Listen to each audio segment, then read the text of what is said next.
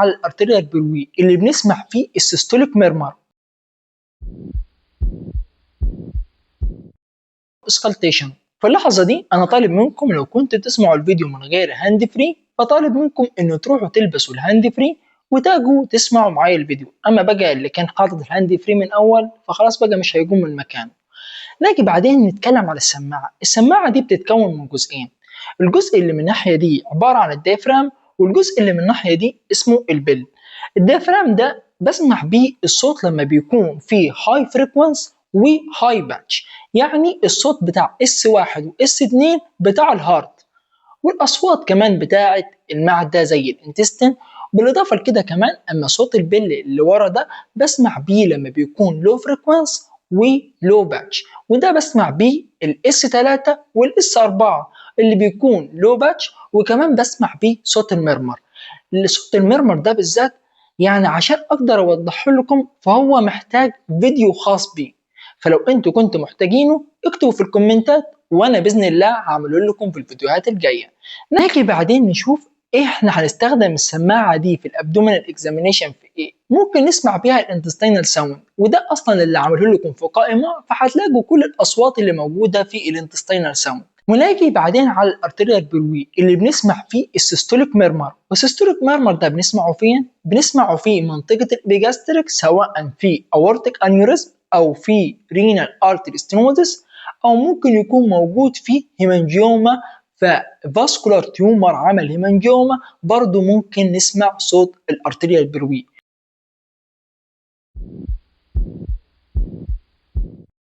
نيجي بعدين عن الحاجة الثالثة اللي أنا بسمعها بيه برضو وهو الفينوس هام. الفينوس هام ده عبارة عن السيستوليك والديستوليك ميرمر، هو عبارة عن الصوت اللي أنا بلاقي فيه إن فيه كونتينيوس ميرمر معانا، وده بسمعه إمتى؟ لما بيكون فيه بورتر هايبرتنشن، وده بيكون بسبب البورتو سيستميك سيركوليشن اللي حصلت مع بعض وإن هي اتصلت مع بعض.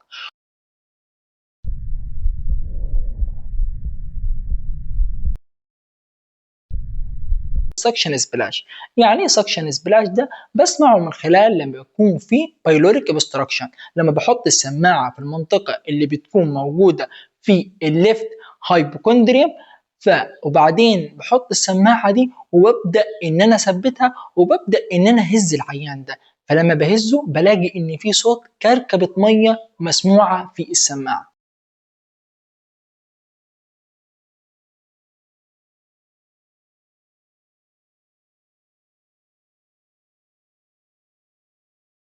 بالاضافه لكده كمان انا ممكن اسمع بالسماعه الهيباتيك بروي اللي بتكون موجوده في الابيجاستريك ريجون، وممكن برضو اسمع بيها البروتونيان فريكشن راب اللي هي نفس الصوت بتاع البلورا راب، وممكن برضو اسمع الفريكشن راب ده واستدل عليه ان هو في تيومر او في انفاركشن في الليفر او السبلين، سواء انا هسمع في المنطقه بتاعه الرايت هايبوكوندريوم او ان انا هسمع في المنطقه بتاعه الليفت هايبوكوندريوم. وممكن برضو بسمع بيه الفيتال هارت ساوند، وممكن برضو بسمع بيه الاسايتس زي ما اتفقنا في المايلد اسايتس لما بيكون الانسان في الني البوزيشن برضو بسمع. ممكن برضو استخدمه في الاسكراتش تيست. يعني ايه الاسكراتش تيست ده بالظبط؟ ده لما بيكون فيه اورجانوميجالي فانا ممكن استدل عليها من خلال السماعه. طيب هو ده ازاي؟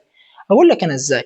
ممكن لو كان فيه هيباتوميجالي او سبلينوميجالي، وخلينا نقول لو فيه هيباتوميجالي، فكده انا هبدا ان انا احط على السماعه في المنطقه بتاعه الرايت هايبوكوندريم، وابدا بعدين ان انا اعمل اسكراتش من كلمه اسكراتش تيست، فانا هعمل اسكراتش بيدي من المنطقه بتاعه الرايت الياك وابدا ان انا اصعد لحد ما اوصل الى الرايت هايبوكوندريم. طيب ايه انا هسمع؟ انا هقول لك بكل بساطه ان الصوت بتاع يدك ده في الوسط اللي لما بيكون فيه هواء بتلاقي ان الصوت بتاع السماعه هتلاقيه واطي، ولكن لما الصوت يتحرك في جزء يكون صلب هنلاقي ان الصوت ابتدأ ان هو يعلى.